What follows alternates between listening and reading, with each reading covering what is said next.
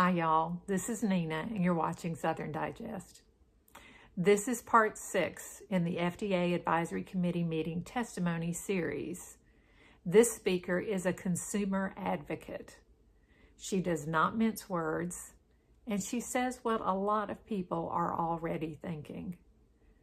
Now, if you want to see the entire meeting, all 8 hours of it, links are below.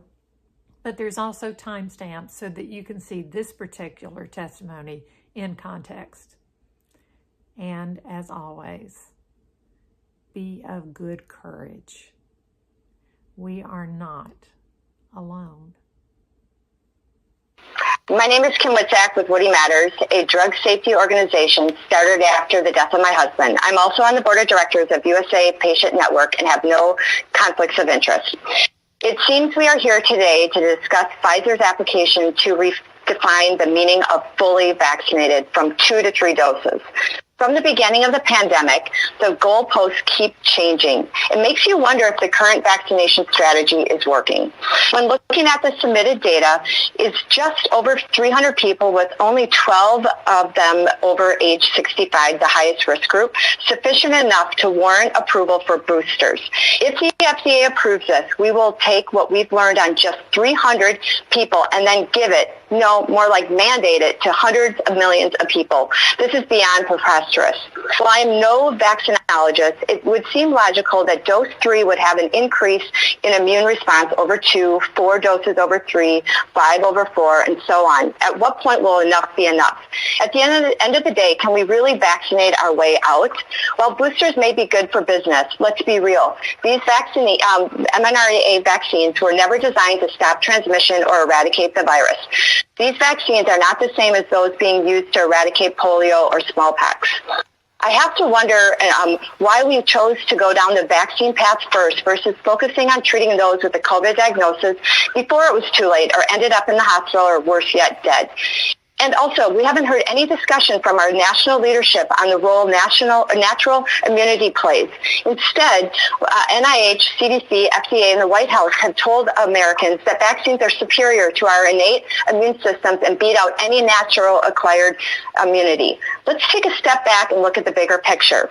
First, our government incentivized, more like bribed, the public to get these shots. Then we were told about the possible need for boosters while shaming and blaming the unvaccinated. Now the government is forcing them with mandates. Is there a reason we want everyone to be vaccinated?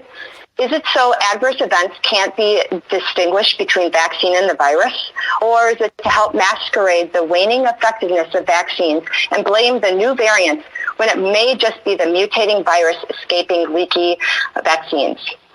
Politics and fear seem to be in the driver's seat. Facts around data and science can no longer be questioned or openly debated without being discredited or labeled as misinformation.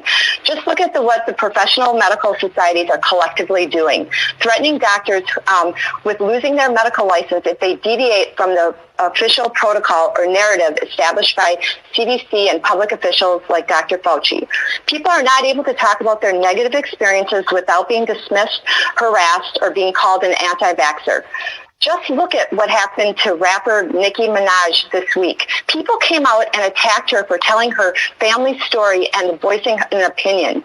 We are walking a slippery slope when regular people, celebrities, doctors, and scientists are silenced, or worse yet, censored. Finally, I would be remiss if I failed to mention the hundreds of thousands of people who paid the high price by doing the right thing for the greater good. Their lives have been forever changed.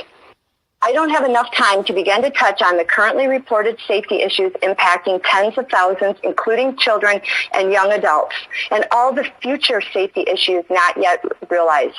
Ladies and gentlemen, we are part of the largest pharmaceutical experiment ever conducted on humankind. Thank you so much, and I appreciate your deliberation.